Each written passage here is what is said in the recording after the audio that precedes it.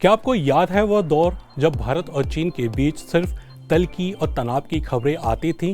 पिछले 5 साल, जी हाँ पूरे 5 साल हमने सरहद पर जमी उस बर्फ को देखा है जो पिघलने का नाम ही नहीं ले रही थी। लेकिन कहते हैं ना कि वक्त हर जख्म का मरहम होता है और साल 2025 यह साल तो मानो दोनों पड़ोसियों के लिए मरहम और नई उम्मीद की किरण लेकर आया है। आज की न्यूज स्टोरी में हम बात करेंगे एक ऐसे बदलाव की जिसने 2025 को भारत और चीन के रिश्तों के लिए पुनरुत्थान यानी एक नए जन्म का साल बना दिया। तो चलिए जानते हैं कि आखिर 2025 में ऐसा क्या हुआ जिसने पूरी दुनिया को चौंका दिया।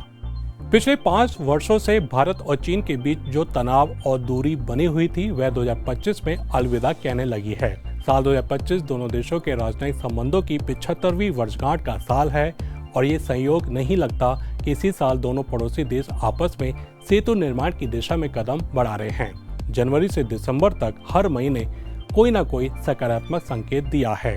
आइए सबसे पहले चलते हैं अगस्त 2025 के अंत में। नजारा था चीन की खूबसूरत शहर थिएनजिन का। वहाँ शंघाई सहयोग संगठन का 25वां शिखर सम्मेलन चल रहा था। पूरी दुनिया की नजरें एशिया के 2 बड़े देशों के शीर्ष नेताओं पर टिकी थी और तभी वो पल आया जिसका इंतजार पिछले 7 सालों से हो रहा था। भारत के प्रधानमंत्री नरेंद्र मोदी और चीन के राष्ट्रपति शी जिनपिंग आमने सामने आए। 7 साल की लंबी खामोशी टूटी। वहां जो कहा गया वो सिर्फ शब्द नहीं थे बल्कि भविष्य का रोड मैप था। दोनों नेताओं ने एक सुर में कहा, भारत और चीन प्रतिद्वंदी नहीं बल्कि विकास के साथी हैं।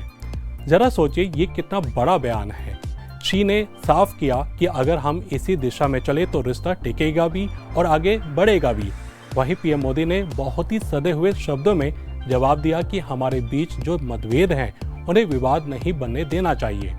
रिश्ते की नींव विश्वास, सम्मान और संवेदनशीलता पर होनी चाहिए।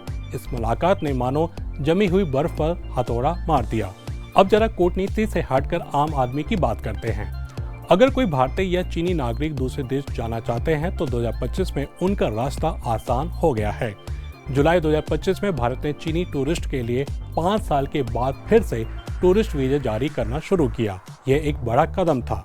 चीनी दूतावास ने 2025 के पहले 3 महीनों में 85,000 से ज्यादा भारतीयों को वीजा दिया। ये संख्या बताती है कि आम जनता के बीच कितना स्नेह बरकरार है। और फिर आया 26 अक्टूबर 2025 का दिन। ये तारीख भारत चीन संबंधों के इतिहास में गोल्डन अक्षरों में दर्ज हो जाएगी। इसी दिन इंडिगो की पहली सीधी फ्लाइट कोलकाता से क्वांगचो के लिए उड़ी। 2020 के बाद ये पहली सीधी फ्लाइट थी। कोविड-19 महामारी और सीमा तनाव के कारण ये उड़ानें रुकी थी। जनवरी 2020 में हर महीने 500 से ज़्यादा सीधी उड़ानें चलती थी। नवंबर 2025 तक चाइना ईस्टर्न एयरलाइंस ने दिल्ली शंघाई रूट पर सेवा शुरू कर दी और एयर इंडिया भी इसी दिशा में काम कर रही है। ये सिर्फ यात्रियों के लिए ही नहीं बल्कि व्यापार, शिक्षा और जनता से जनता संपर्क को मजबूत करने के लिए भी महत्वपूर्ण है। धार्मिक दृष्टि से भी 2025 एक महत्वपूर्ण साल साबित हुआ। कैलाश मानसरोवर यात्रा जो कि हिंदू, बौद्ध, जैन और बौद्ध धर्म मानने वालों के लिए परम पवित्र है को 5 सालों के बाद फिर से खोल दिया गया।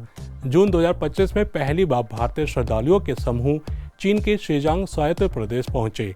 भगवान शिव का निवास माना जाने वाला कैलाश और पवित्र मानसरोवर झील तक इन श्रद्धालुओं की तीर्थ यात्रा भारत चीन मैत्री का प्रतीक बन गई।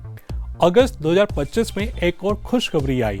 भारत और चीन ने लिपुलेख, शिवकिला और नाथुला ये तीनों दर्रे के माध्यम से सीमावर्ती व्यापार को फिर से खोल दिए गए। ये दर्रे पहाड़ी इलाकों में सदियों से व्यापार की लाइफलाइन रहे हैं। इसके बंद होने से हिमाचल और सिक्किम के छोटे व्यापारियों को बहुत नुकसान हो रहा था, लेकिन अब वहां फिर से चहल पहल शुरू हो गई है। अब आप सोच रहे होंगे कि क्या सीमा विवाद खत्म हो गया? देखिए, सच यह है कि तनाव पूरी तरह खत्म नहीं हुआ है, लेकिन उसे सुलझाने का तरीका बदल गया है। 2025 में कई बैक चैनल वार्ताएं हुई। जून 2024 में 23वीं बैठक बीजिंग में हुई जिसमें सीमा प्रबंधन के लिए एक एक्सपर्ट ग्रुप और एक वर्किंग ग्रुप बनाया गया। ये दोनों संस्थाएं सीमा विवादों को शांतिपूर्ण तरीके से हल करने पर काम करेंगे। अब दोनों देशों ने तय किया है कि वे नदियों के डेटा साझा करेंगे। साथ ही दोनों देशों ने 2026 में high level people to people exchange mechanism meeting करने पर भी सहमति जताई। कुल मिलाकर साल 2025 ने साबित कर दिया कि भारत चीन का रिश्ता परिवर्तनशील है और आने वाले दिन वे इसे और मजबूत करने का मौका देंगे। इतिहास के पन्नों में 2025 को भारत चीन संबंधों के पुनरुत्थान का साल के रूप में याद किया जाएगा। तो ये था आज का खास कार्यक्रम न्यूज़ फोकस। अभी आज्ञा दीजिए, अगले हफ्ते फिर मिलेंगे इसी समय। नमस्ते।